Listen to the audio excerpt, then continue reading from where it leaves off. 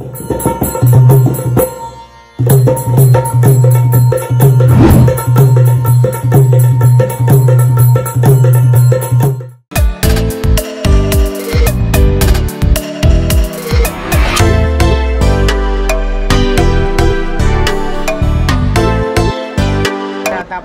शस्त्रास्त्र आणि नाणी आणि मोडी लिपींचा इतिहास आपण पाहणार आहोत। चला सुरुवात करूया आपल्या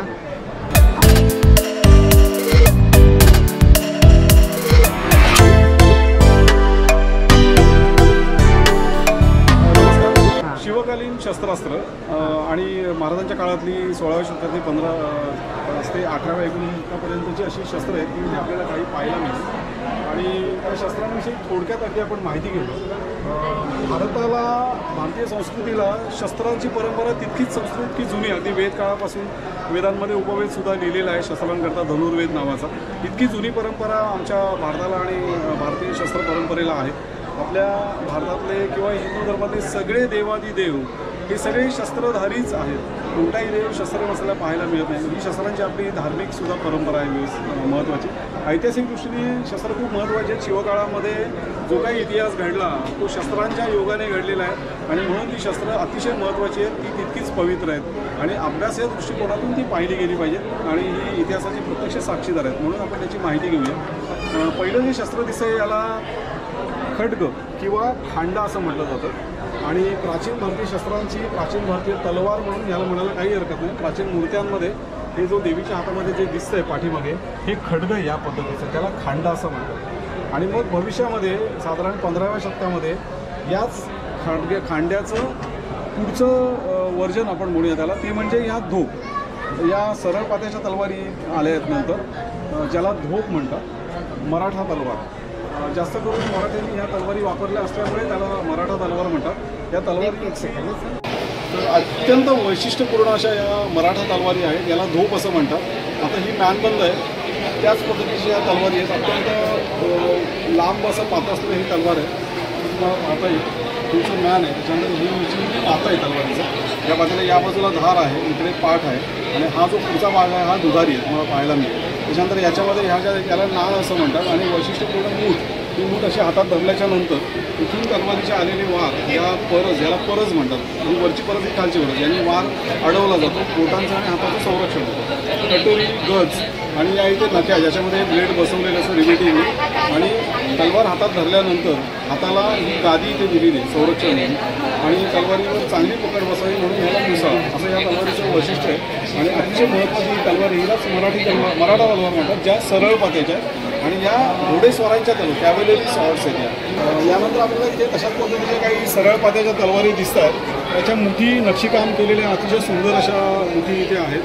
यानंतर ज्या तलवारी दिसतील आपल्याला त्या वक्र पात्याच्या, म्हणजे तलवार म्हटल्यानंतर आपल्या नजरेसमोर जी येते ती अशा पद्धतीची, पण अशा वक्र पात्याच्या तलवारी या 12व्या शतकामध्ये मुसलमानांनी भारतात आणलेल्या आहेत आणि मग या भारतामध्ये प्रचलित झालेल्या आहेत आणि भारतातल्या कारागिरांनी त्या पद्धतीच्या स्वतः बनवलेल्या अशा पद्धतीच्या ह्या तलवारी त्यांनी तयार केलेल्या आहेत। यांच्या मुठीसुद्धा तशाच पद्धतीने ही परज आहे बोटांच्या संरक्षणाकरता, ह्याला पुतळा म्हणतात, जी हातात धरली जाते। कटोरी, डोले, नख्या आणि ही लाखेमध्ये पातं तलवारीचं बसवलेलं असतं, जो त्याचा भाग असतो त्याला तुम्हाला अशा रीतीच्या वक्र तलवारी। याच्यामध्ये अनेक प्रकार आहेत।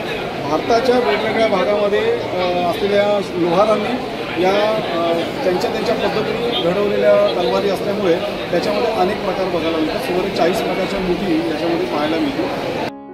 विषय असतो त्याच्यामुळे त्याच्याकरता ढाल असतात, तर इथे आपण 2 ढाल ठेवलेले आहेत। तिथली जी ढाल आहे ती पोलादाची आहे आणि ही ढाल ही चामड्याची आहे। साधारण म्हशीच्या कातड्यापासून त्यावेळी ढाल बनवलं जायचं, हत्ती, ऊंट यांच्या कातड्याच्या सुद्धा ढाल बनवलं जायचं। तर ही म्हशीच्या कातड्याची ढाल आपल्याला इथे पाहायला मिळेल। अशा रीतीच्या ढाल हे संरक्षणाचं महत्त्व आहे।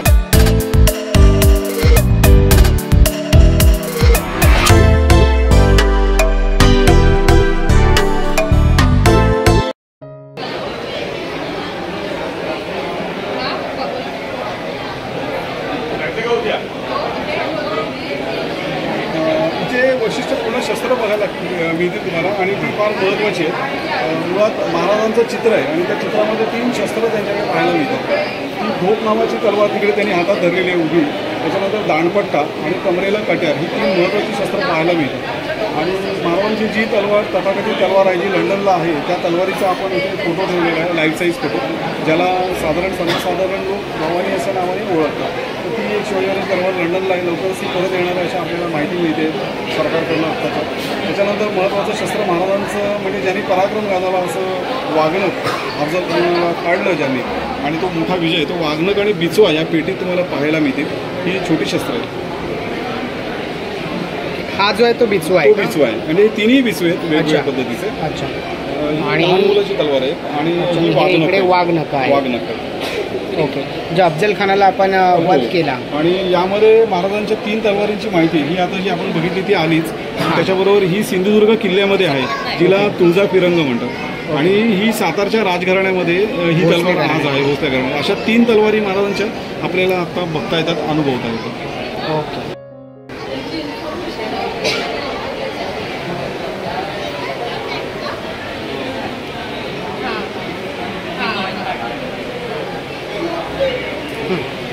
यानंतर शिवकाळातलं अत्यंत महत्त्वाचं शस्त्र आणखी जे म्हटलं जातं ते म्हणजे दांडपट्टा.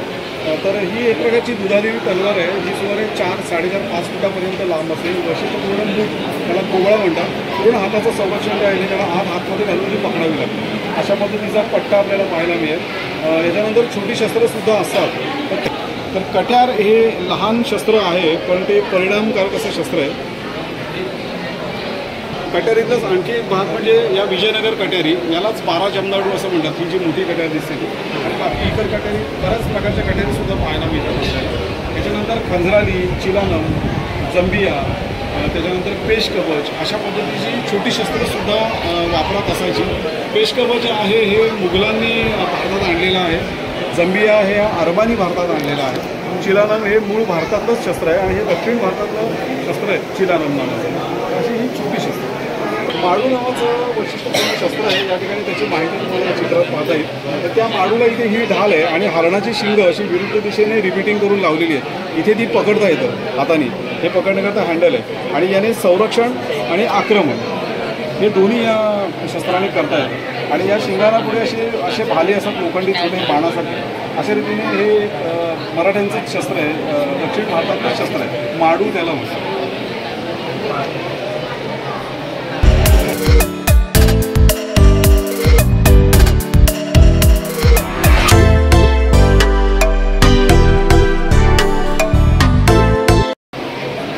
परशू हे प्राचीन भारतीय शस्त्रांमधलं आहे, पण शिवकाळामध्ये हे वापरत होतं. शेतकरी लोक कुऱ्हाडी म्हणजे लाकडं फोडण्याकरता शेतीच्या कामाकरता वापरतात, पण युद्धासाठी या शस्त्रांचा वापर केलेला आहे. तर त्याला परशू म्हणजे फरशी अशा नावाने ते प्रसिद्ध आहे. तर अनेक प्रकारचे परशू किंवा कुऱ्हाडी असतात. आंतरवक्र, बहिर्वक्र या बळी द्यायच्या कुऱ्हाडी आहेत. त्याच्यानंतर या युद्धाच्या आहेत परशू, याला तबर म्हणतात. या मुसलमानी पद्धतीच्या आहेत. आणि याच्यामध्ये कुऱ्हाड आणि गदा याचं संयुक्त असलेलं हे शस्त्र इथे आहे. तर त्याच पद्धतीची गदा, कारण शस्त्र हे तोडण्याकरता, फोडण्याकरता, कापण्याकरता, घुसळण्याकरता, फाडण्याकरता वाघनख, तोडण्याकरता कुऱ्हाडी, कापण्याकरता तलवारी आणि घुसळण्याकरता कट्यारी आणि छोटी शस्त्र. तसं फोडण्याकरता ढाली, फोडण्याकरता चिलखतं, फोडण्याकरता किंवा शरीराचे कठीण भाग फोडण्याकरता गदेसारखं जे शस्त्र वापरलं जायचं त्याला गुर्ज असं म्हणतात. तर ती गुर्ज आहे. तर चिलखत ज्याने घातलेलं आहे ते चिलखत फोडण्याकरता या गुर्जासारख्या शस्त्रांचा वापर व्हायचा. ती ही गुर्ज, ती काटेरी, त्याच्यानंतर रवीची पाती असल्यासारखी आणि गदेसारखीच लोखंडी गोळी लागते, ही फोडण्याकरता वापरली गेलेली शस्त्र. त्याला गुर्ज असा शब्द. शिवाजी महाराजांच्या गुर्जाचं नाव शंभूप्रसाद होतं आणि महाराजांचा पट्टा आहे त्याचं नाव यशवंत होतं. आणि ज्या महाराजांच्या तलवारी जशी भवानी तलवार नाव होतं तसं तुळजा फिरंग एका तलवारीचं नाव होतं, जी सिंधुदुर्ग किल्ल्यात आहे. आणि तिसरी तलवार जगदंबा होती, ती साताऱ्याला आहे. तर अशा रीतीने महाराजांच्या 5 शस्त्रांचे नाव आहे.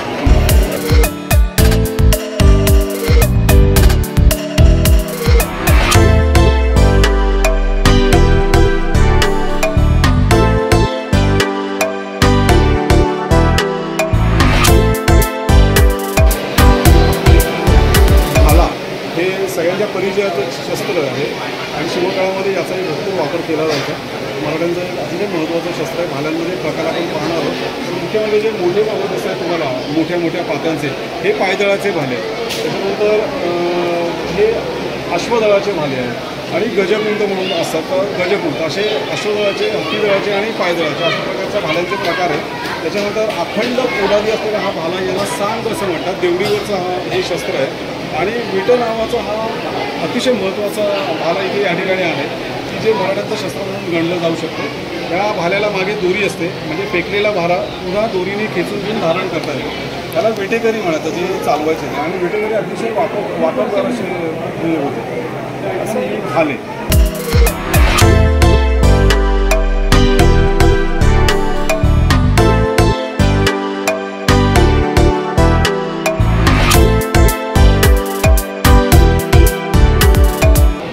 गोफण हे एक पारंपरिक शस्त्र आहे. आजही शेतकरी हे गोफण वापरतात.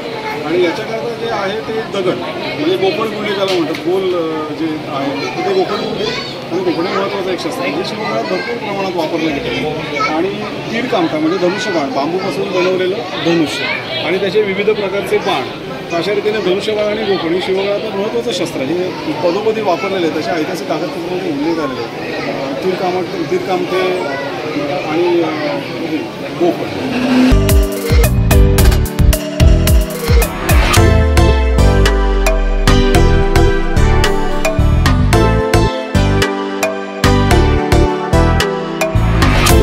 त्यानंतर शिवकाळात आणखी महत्त्वाची अस्त्र आहेत.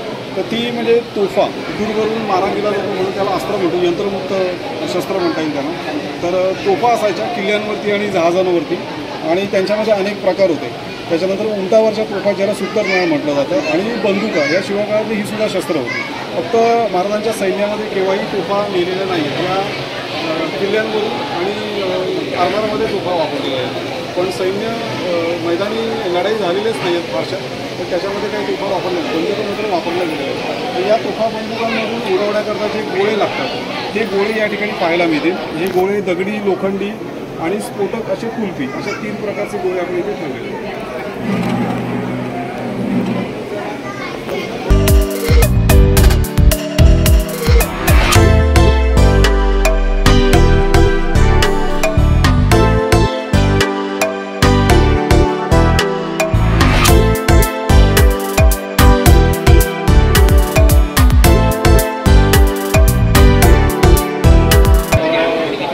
मोडी लिपी अतिशय इतिहासाची महत्त्वाची अशी लिपी आहे. म्हणजे मराठ्यांच्या इतिहासाची गुरुकिल्ली असंच मी म्हणतो त्याला. कारण मराठ्यांच्या इतिहासाचे सगळे कागदपत्र त्या काळातले जे आहेत ते त्या मोडीतच लिहिले गेलेले आहेत. आणि म्हणून ती महत्त्वाची आहे. इतिहास समजून घ्यायचं असेल तर ती पत्र वाचावी लागतात. पत्रातून घटना कधी घडल्या, त्या घटनेमध्ये कोण होते आणि कोणत्या स्थळी घडल्या, याचा आपल्याला इत्यंभूत माहिती या ठिकाणी मिळते. तर त्याच्यामुळे मोडी लिपीमध्येच ते लिहिलेलं असायचं. मराठी भाषेची ही जलद लिपी, जशी इंग्लिशला कर्सिव रायटिंग आहे, तसं आमच्या मराठीला जलद लिहिण्याकरता जी लिपी आहे तिला मोडी लिपी म्हणतात. आणि ती फार महत्त्वाची आहे. त्या पत्रांमधून बराच इतिहास उलगडला. महाराजांच्या मुद्रा कशा होत्या त्या समजतात. इथे शेवटी जी हस्ताक्षरं असतात ती पत्राच्या मालकाची असतात. उदाहरणार्थ ही जी 2 पत्र आहेत, पहिलं संभाजी राजांचं आहे. हे जे लेखनालंकार हे शंभूराजांचं हस्ताक्षर आहे. इथे बहुत काही लिहिणे तरी सुज्ञ असा, हे राजाराम महाराजांचं अक्षर आहे. ह्या शिवाजी महाराजांच्या पत्रावर इथे लेखन सीमा जे शेवटचा शब्द आहे, हे शिवाजी महाराजांच्या हस्ताक्षरात लिहिलेलं आहे. तर त्यांचे हस्ताक्षरं आणि या सगळ्या गोष्टींची याच्यातून माहिती होते. आणि म्हणून मोडी लिपी ही महत्त्वाची आहे. आता ही मोडी लिपी लिहिण्याकरता जे काही साहित्य त्या काळामध्ये असायचं ते म्हणजे बोरू, टाक आणि शाई ठेवण्याकरता जी दौत असायची ती दौत. त्याच्यानंतर शिक्के करायचे. टाकाला नीप असते. बोरू हे बोरू नावाचं एक वनस्पती आहे बांबूचं, जे नदीच्या काठी उगवतं. त्याचे बोरू बनवले जायचे आणि ते साहित्य ठेवण्याकरता ही पेटी. अशा रीतीने हे लेखन साहित्य असं आपल्याला म्हणता येईल. या रीतीने ही एवढी मोडीची आपण इथे काही गोष्टी आपण मांडलेल्या आहेत. आणि महाराजांच्या काळातली नाणी त्या ठिकाणी बघता येते, ज्याला शिवराई म्हणतात. राज्याभिषेकाच्या वेळेला ही नाणी काढलेली होती. आणि होन जे सोन्याचं होतं ते. आणि महाराजांच्या नंतर सुद्धा राज्यकर्त्यांनी जी नाणी काढली ती नाणी, अशी नाणी या 2 पेट्यांमध्ये ठेवलेली.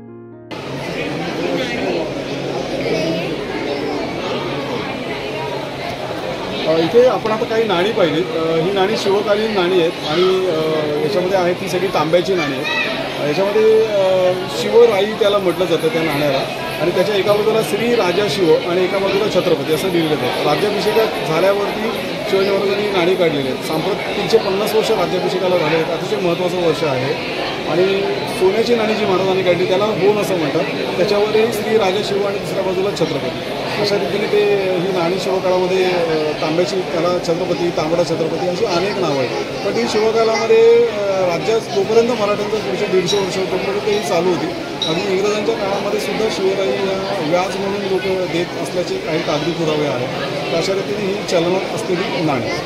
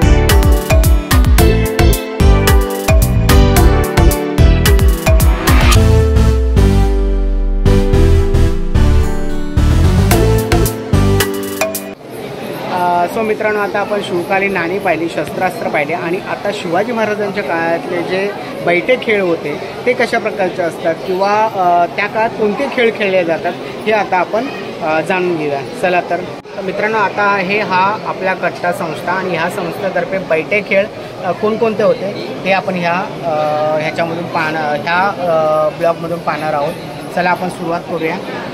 हे बघा, आपल्याला इकडे सापशिडी पण दिसते आणि हे आपले मित्र आहेत. नमस्कार. नमस्कार. पंकज विद्याधर भोसले. अच्छा.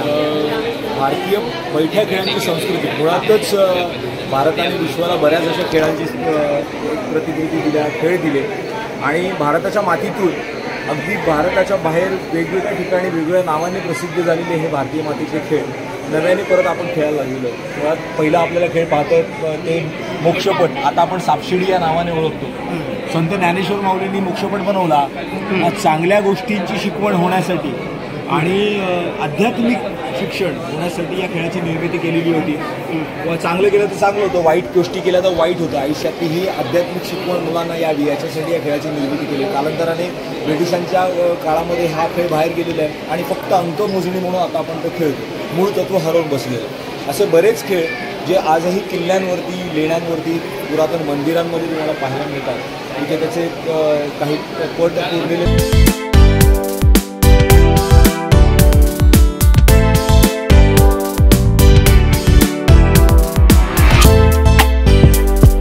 प्रकार पाहायला मिळतात. त्याच्यामध्ये पहिला आपल्याला मोक्षपट पाहायला मिळतं. मुळात मोक्ष म्हणजे मोक्षाचा मार्ग सुखकर व्हावा याच्यासाठी चांगल्या आणि वाईट गोष्टींची शिकवण, ह्याला मोक्षपट म्हणतात. कारण जेव्हा तो साऊथमध्ये गेलेला आहे, दक्षिणेत गेलेला आहे, त्याचं नाव वैकुंठपल्ली झालेलं आहे. महाराष्ट्राच्या बाहेर गुजरातमध्ये, उत्तरेमध्ये त्याला ज्ञान चौपर म्हटलेलं आहे. म्हणजे ज्ञानाचं एक संचित या खेळाच्या माध्यमातून मुलांना देण्याची ही प्रक्रिया जी होती ती खेळांच्या माध्यमातून दिली गेली. म्हणून त्याला मोक्षपट, वैकुंठपल्ली, परमपदम सोपान, ज्ञान चौपर अशी नावं वेगवेगळ्या प्रांतामध्ये ती पडली गेली. आता आपण मूळ तत्व हरवलेल्या सापशिडीच्या माध्यमातून आपण ही सापशिडी खेळतो.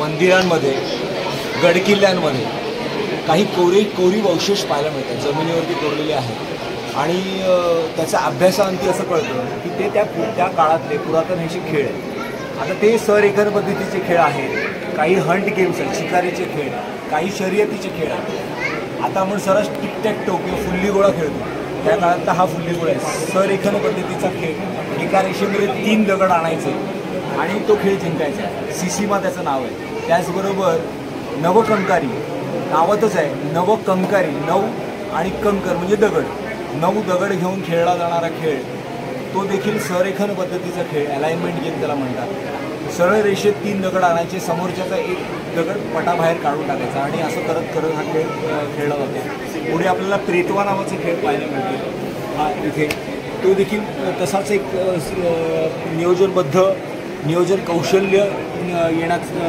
त्याचं कौशल्य वाढवण्यासाठी हा खेळ खेळला गेला आणि मग ह्याचं रूपांतर ह्या शिकारींच्या खेळांमध्ये झालेलं आहे. हे सगळे शिकारीचे खेळ म्हणजे काय, वाघ बकरीला खातो, जास्तीत जास्त बकऱ्यांना वाघाने खायचं आणि बकऱ्यांनी नियोजनबद्ध करून त्या वाघाला ट्रॅप करायचं. म्हणजे ह्या खेळांची जी प्रतिकृती पाहायला गेल्यानंतर कळतं की वेगवेगळ्या प्रांतामध्ये वेगवेगळी नावं आहेत. बागचाल त्याचं नाव आहे, बाव त्याला म्हणतात, अडुहुली त्याला म्हटलेलं आहे, काही ठिकाणी त्याला हसूचेरा ते म्हटलेलं आहे. अशी वेगवेगळी प्रांताची वेगवेगळी नावं आपल्याला पाहायला मिळतात. तर हे शिकारीचे खेळ नंतर अस्तित्वात होते. आपण लेण्यांमध्ये खेळ पाहिले, लेण्यांमध्ये संरेखन पद्धतीचे शिकारीचे खेळ, तसेच कालांतराने जे युद्ध नीती आणि युद्धाचे जे खेळ होते त्याला चलस 8 म्हणतात किंवा 25 म्हणतात.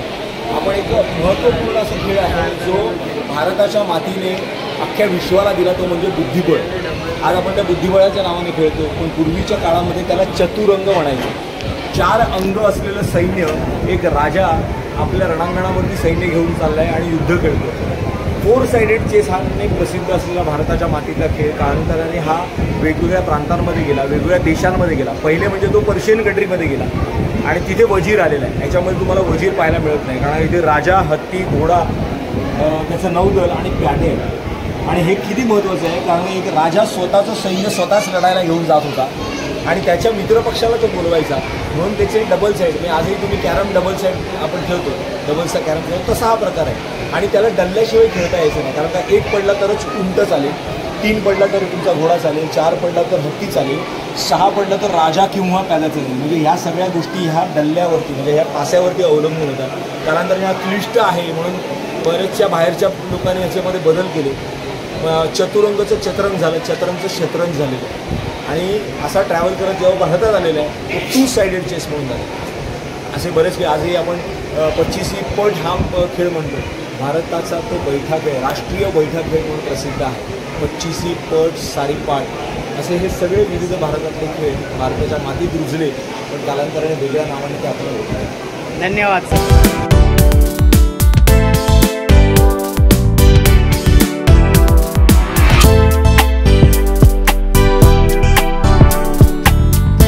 मित्रांनो, हे होतं डोंबिवली येथील साहस शिवकालीन शस्त्र आणि दुर्ग प्रदर्शन. ह्या दुर्ग प्रदर्शनामध्ये आपण खूप सारा शिवकालीन इतिहास जाणून घेतला, खूप सारी माहिती बघितली.